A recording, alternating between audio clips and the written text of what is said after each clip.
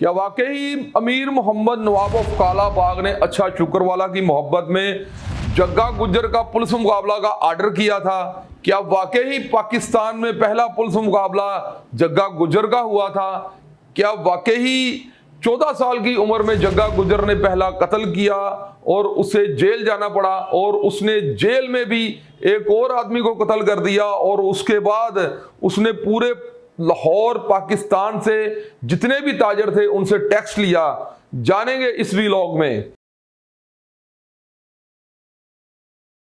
अस्सलाम वालेकुम जी, मुझे अली रजा शराजी कहते हैं और आप अपना चैनल ARS पाकिस्तान देख रहे हैं। उन लोगों का बेहद शुक्रिया जिन्हें इस वीडियो को देखने के लिए वक्त निकाला, और उन लोगों को मैं रिक्वेस्ट कर रहा हूं जो बगैर सब्सक्राइब के इस वीडियो को देख रहे हैं, प्लीज़ मेरे चैनल को सब्सक्राइब कर लें और बेल आइकन को हिट कर लें ताकि सबसे पहले नई आने वाली वीडियो का नोटिफिकेशन आप तक पहुंच सके। और अगर इस वीडियो में कुछ ऐसा आपको मिले जो आपके किसी दोस्त को और या अपने किसी अजीज को आप शेयर करना चाहें तो ज़रूर शेयर कीजिएगा और कमेंट्स बॉक्स में इस वीडियो के बारे में राय ज़रूर दीजिएगा।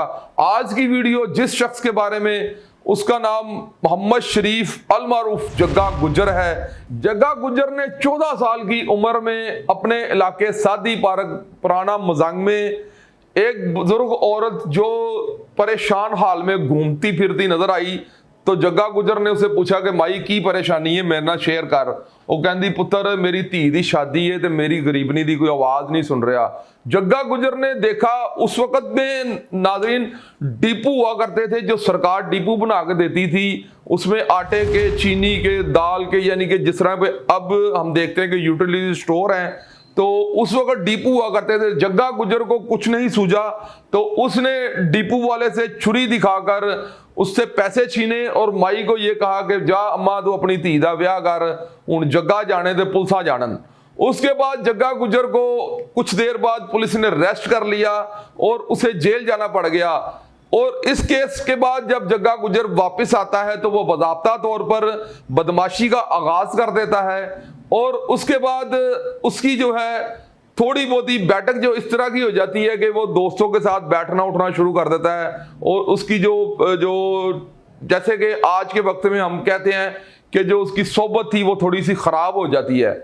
तो उसके बाद जब अच्छा शुक्रवाला एक करैक्टर इस कहानी में एंटर होता है। अच्छा शुक्रवाला जो है वो मिक्रोर रोड का रहायशी है और इसको उसके चाल चैनल की वजह से वहां से इलाका बदर कर दिया जाता है। अच्छा शुक्रवाला जो है वो आके जो मजंग के इलाके में जहां पर मियानी कब्रिस्तान है वहां पर रिहायश पजीर हो जाता है। जग्गा गुज्जर के करीबी दोस्त और उसके साथी अजीम और इकराम उसके पास आते हैं और आके उसे कहते हैं कि यहाँ जो है मियानी साहब कब्रिस्तान में हक साईं दरबार है, वहां पर आकर जो है अच्छा शुक्रवाला रिहायश पजीर हो गया क्योंकि उसको मिक्रोर रोड से इलाका बदर कर दिया गया है। और उसके साथ उसका एक लेप जो बदमाश उसने रखा हुआ है उसका नाम है पोला किले वाला, जो कि बड़ा बदमाश बनता है और बड़ा कंटूटा बनता है और उसने आपके बारे में बड़ी बातें की हैं। जग्गा गुज्जर उन दोनों को कहता है कि जाओ फिर तुसी कोई बंदोबस्त करके आओ। वो दोनों जाते हैं और वहां पर जाके जो पोला किले वाला होता है वो उनके हथे चढ़ जाता है। वो अपनी तरफ से तो अच्छा शुक्रवाला को मारने आते हैं क्योंकि ये पुराने बदमाश थे, इनको ये चीज बर्दाश्त नहीं थी कि कोई बदमाश मेरे इलाके में आके क्यों रह रहा है। और ये उसको अजीम और इकराम जो है पोला किले वाला को छुरियां मारते हैं और छुरियां मारने के बाद वो आगे से गोलियां चलती हैं। तो उस फायरिंग या उस छुरियों के तबादले में ना एक खतून लड़की जो होती है, 14 साल लड़की होती है और वो एक अखबारी रिपोर्टर की बेटी होती है, वो भी इस हादसे में राहगीर होती है और वो भी कत्ल हो जाती है।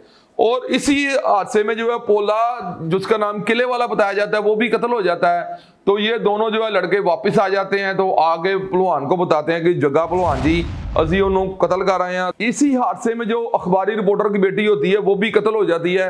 उसके बाद ये अखबारी रिपोर्टर जो है वो जग्गा गुज्जर पर एक किताब भी लिखता है और अपने अखबार में कॉलम भी लिखता है इसकी बदमाशी के खिलाफ। नाजरीन ये 1954 का वाकया है कि जब हक साईं दरबार पर मेला लगता है लिटन रोड बोर्ड वाला चौक में, तो जग्गा गुज्जर और उसका चाचे का बेटा जो बुड्ढा गुज्जर का बेटा है उसका नाम मक्खन गुज्जर होता है। आपने अक्सर यूट्यूब पर ये स्टोरियां सुनी होंगी। मक्खन गुज्जर इसका भाई होता है, इसका भाई का नाम नवाब गुज्जर होता है और ये मैं आगे चल के आपको बताता हूं कि इसके बाप का नाम लाली गुज्जर है और बुड्ढा गुज्जर जो है इसका सगा चाचा होता है। तो ये दोनों मेले पर जाते हैं, तो मेले पर जो है अच्छा शुक्रवाला की तरफ से एक उस वक्त में शूटर तैयार किया गया होता है जिसका नाम छम्मा होता है और ये जग्गा गुज्जर और इसके कजन ब्रदर मक्खन गुज्जर पर वार करता है छुरियों के साथ।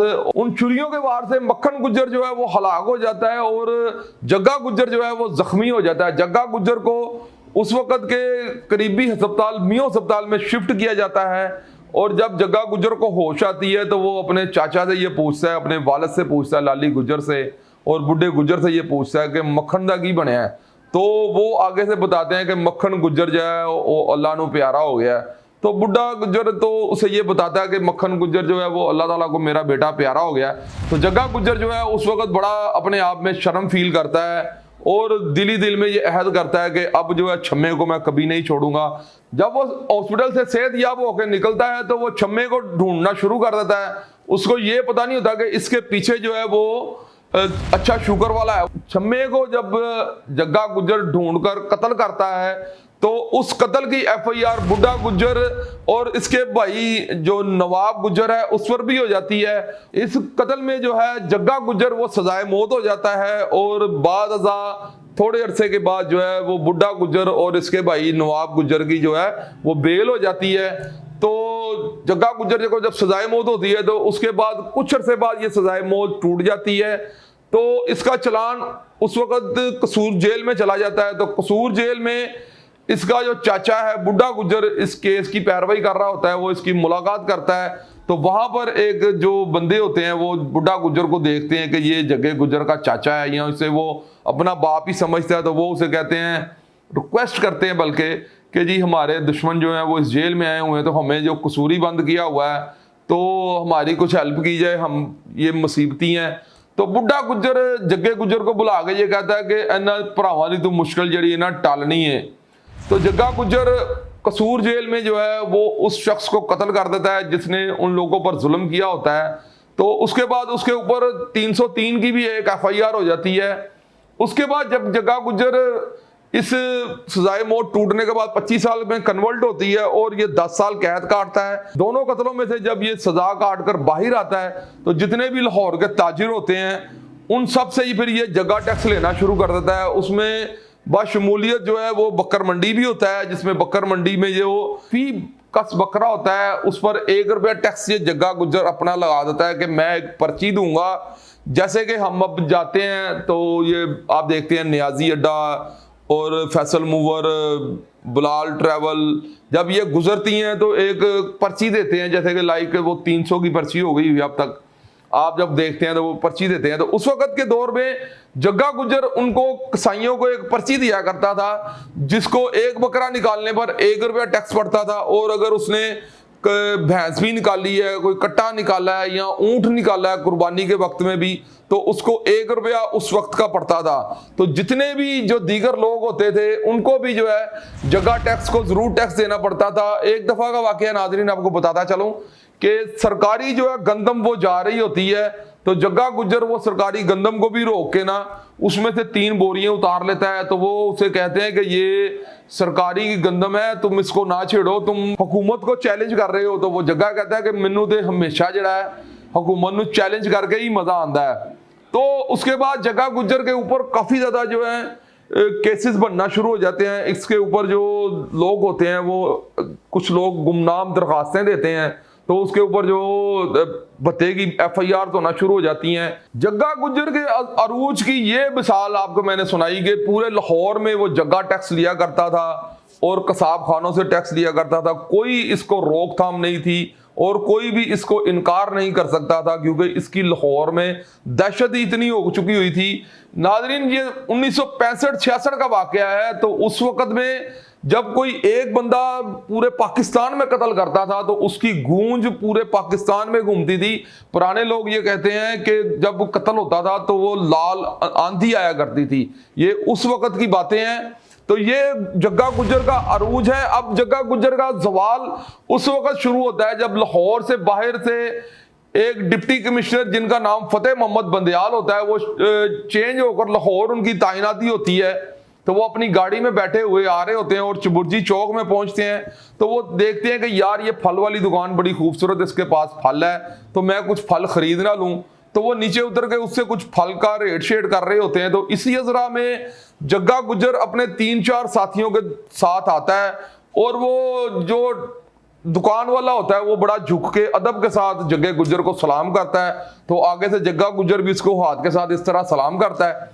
तो वो उसको जो है ना पेटियां रख देता है, फल छल रख देता है और कुछ बोतलें वगैरह जो होती हैं वो भी रख देता है। फतेह मोहम्मद बंदयाल साहब उसको पूछते हैं कि यार तुमने इस बंदे से पैसे क्यों नहीं चार्ज किए? वो कहता सर जी तुसी लगदा लाहौर च नवे गए हो। कहता वो कैसे?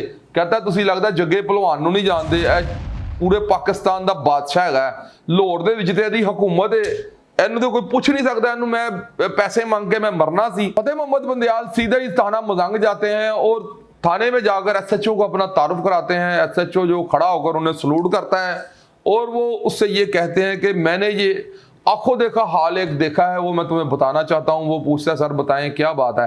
वो कहते हैं कि मैंने एक शख्स को देखा है कि वो एक शख्स से आकर बगैर पैसे दिए इतना सारा फल ले जाता है और बोतलें ले जाता है, तो इसकी मुझे रीजन बताओ, ये जग्गा गुज्जर कौन है? वो कहता है सर आपको कोई गलत फहमी हुई है, आपकी आंखों का धोखा है, ऐसा कुछ नहीं है, जग्गा गुज्जर नामी ऐसा कोई शख्स इतना यहाँ पर हैवी नहीं है। जब मोहम्मद खान बंदयाल एसएचओ को इतना फोर्स करते हैं तो वो उन्हें कहता है कि सर आप मेरे साथ वापस उसी दुकान पर चलें, मैं फल वाले से खुद तस्दीक करता हूं कि आखिर वो कौन शख्स है जो बगैर पैसे दिए इतना सारा फल ले गया और बोतलें ले गया। मोहम्मद खान बंदयाल उसे कहते हैं कि अब तुम छोड़ो, मैं जो है किसी और जगह जा रहा हूं, काम जा रहा हूं अपने ऑफिस के, तुम अब छोड़ दो इस बात को। मोहम्मद खान बंदयाल वहां से फैसला कर लेते हैं कि ये दाल में कुछ काला है। वो उसी वक्त वहां से निकलकर अपने ऑफिस जाते हैं और वो उस वक्त के एसएसपी हबीबुर रहमान को बुलाते हैं और हाजी हबीबुर रहमान जो हैं वो आगे चलकर आईजी पंजाब भी रिटायर हुए हैं। मैं आपको बताऊंगा ये 2 हाजी हबीबुर रहमान हैं, एक जब ईस्ट पाकिस्तान में थे और एक जो पिछले तकरीबन सन 2017-18 में आईजी पंजाब रिटायर हुए हैं। ये ईस्ट वाले जो थे हाजी हबीबुर रहमान, ये उनका जिक्र हो रहा है।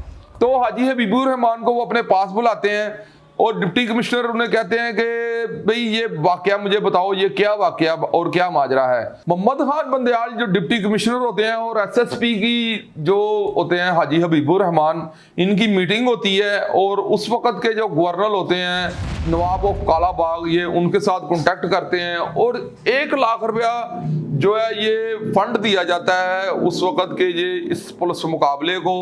और इस पुलिस मुकाबले में जो सारी टीम को तश्कील दिया जाता है और जग्गा गुज्जर के भी कुछ मुखबर होते हैं पुलिस में, वो उसको ये बता देते हैं कि गुंडा एक्ट में तुम्हारा जो है पुलिस मुकाबले के आर्डर निकल चुके हैं। तो ये जग्गा गुज्जर उसी वक्त जो है ना अपने दोस्त राजू के साथ, उसका नाम भी राजू गुज्जर बताया जाता है, वो उसके साथ हाजी हबीबुर रहमान के ऑफिस पहुंच जाता है। जो एसएसपी होते हैं उनको जाकर चिट भेजता है कि मैं मोहम्मद शरीफ अलमारूफ जग्गा गुज्जर, तो वो उसे अंदर बुलाते हैं। तो वो उसे आगे जाकर रिक्वेस्ट करता है कि जनाब अली मैं सारी ज़िंदगी बदमाशी से तौबा कर लूँगा, आप मेरा पुलिस इनकाउंटर जगह जो फैसला किया है वो उसे चेंज कर दें। जग्गा गुज्जर को वो हाजी हबीबुर रहमान कहते हैं कि मैं तुम्हें इस वक्त इस लिए गिरफ्तार नहीं कर रहा कि तुम्हारे खिलाफ कोई कंप्लेनर नहीं है, तो तुम अगर भाग सकते हो तो भाग जाओ, लाहौर छोड़ दो, पंजाब छोड़ दो, पाकिस्तान छोड़ दो, तो तुम्हारी बचत हो सकती है, नहीं तो तुम्हारे इनकाउंटर के आर्डर जो है वो निकल चुके हुए हैं नवाब ऑफ कालाबाग की तरफ से और जो डिप्टी कमिश्नर हैं मोहम्मद खान बंदयाल उनकी तरफ से और जो इस वक्त के आईजी हैं उनकी तरफ से तुम्हारे आर्डर जो है पुलिस मुकाबले के निकल चुके हैं। उस वक्त बताया जाता है कि जग्गा गुज्जर जो है वो कश्मीर की तरफ कहीं चला जाता है और वहां पे रहना शुरू कर देता है। तो नाज़रीन आपको तो ये वक्त शायद इसमें से कुछ मेरे बुजुर्ग जो हों उनको ये वक्त याद हो, उस वक्त में जब ये लोड शेडिंग होती थी तो ये इसे ब्लैकआउट का नाम दिया जाता था। ब्लैकआउट जब भी होना होता था तो वो उसमें सारा शेड्यूल उसका अखबार में एक दिन पहले दिया जाता था और अगले दिन जितने जितने घंटे लोड शेडिंग होनी होती थी उन इलाकों का नाम मेंशन किया जाता था। तो हाजी हबीबुर रहमान ये लाएअमल बनाते हैं कि जग्गा गुज्जर जो है वो इस वक्त इतनी देर से भागे हुए हो गई है, ये अपनी माँ को मिलने के लिए तड़प रहा है, तो इसने अपनी माँ को मिलने जरूर आना है। तो हम ऐसा करते हैं कि इनके जो इलाका है इसकी जो लाइट है वो तकरीबन कुछ घंटों के लिए नहीं, कुछ 2 दिनों के लिए बंद कर देते हैं। जग्गा गुज्जर कश्मीर से लाहौर आता है तो उसके साथ उसका दोस्त जो होता है राजू गुज्जर भी होता है और पुलिस टीम जो होती है वो पहले से वहां पे तैनात होती है और वो घात लगाई होती है जग्गा गुज्जर की। तो उनको पता चल जाता है कि जग्गा गुज्जर आ चुका है, तो वो जग्गा गुज्जर को सिलेंडर के लिए बोलते हैं। तो जग्गा गुज्जर जो है वो आगे से सिलेंडर नहीं करता। उसका दोस्त जो होता है राजू वो पुलिस पार्टी पर फायरिंग कर देता है। राजू की फायरिंग से हाजी हबीबुर रहमान एसएसपी के बाजू पर फायर लगता है। तो उसके बाद फिर अंधाधुंध फायरिंग होती है जग्गा गुज्जर पर और उसके करीबी दोस्त राजू पर। जग्गा गुज्जर को 1968 की एक शाम उसकी मौत कश्मीर से लाहौर की तरफ घेर लाई और आगे आकर इसका पुलिस में मुकाबला हो गया। जब जग्गा गुज्जर कत्ल हो जाता है तो उसके बाद उसे चारपाई में लिटाकर चुबुर्जी चौक में रखा जाता है और मस्जिदों में बाकायदा ऐलान कराए जाते हैं कि जग्गा गुज्जर को पुलिस की जानिब से कत्ल कर दिया गया है। तो लोग जो हैं खौफ और दहशत में इस कदर मुब्तला होते हैं कि वो इस बात पर यकीन नहीं करते।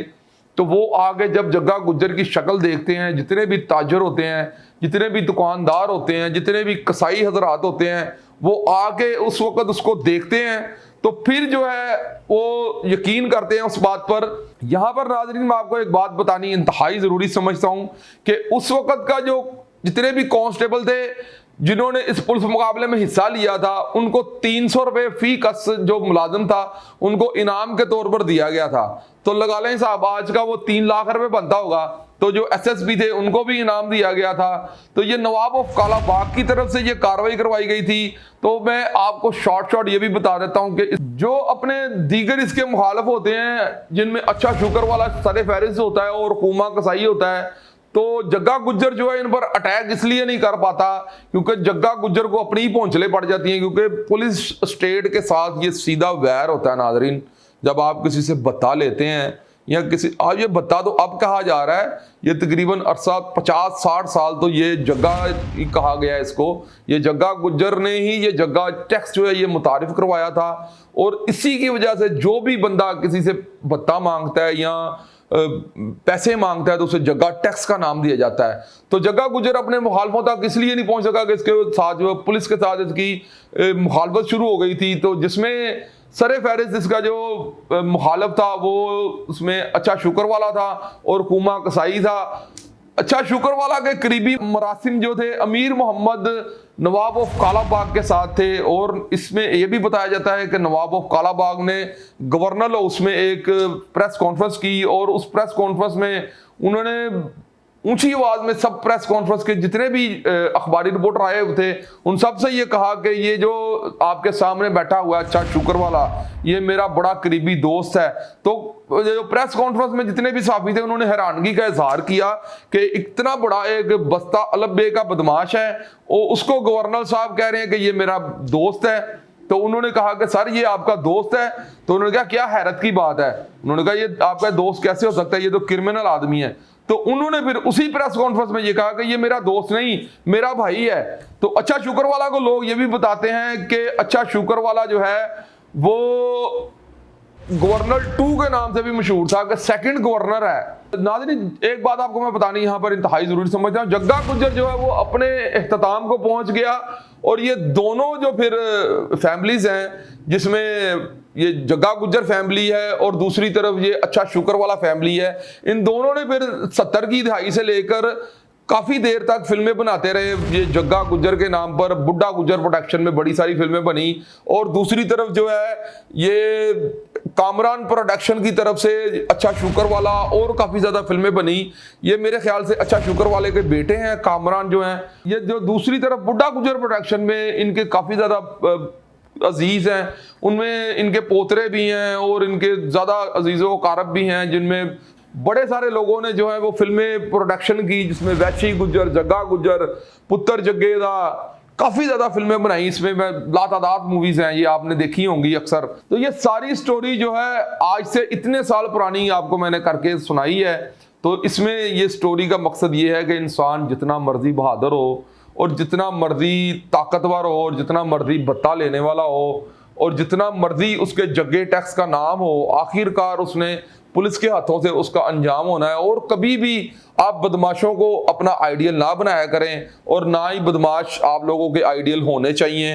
आपके आइडियल हमेशा पुलिस अफसर होने चाहिए और फौज के जितने भी आला अफसरान हैं या जितने भी फौजी जवान हैं वो आप लोगों के आइडियल होने चाहिए। आपको ये स्टोरी नाजरीन कैसी लगी? कमेंट्स बॉक्स आपके पास है। इसी के साथ मुझे दे दीजिए इजाजत और देखते रहिए ARS पाकिस्तान।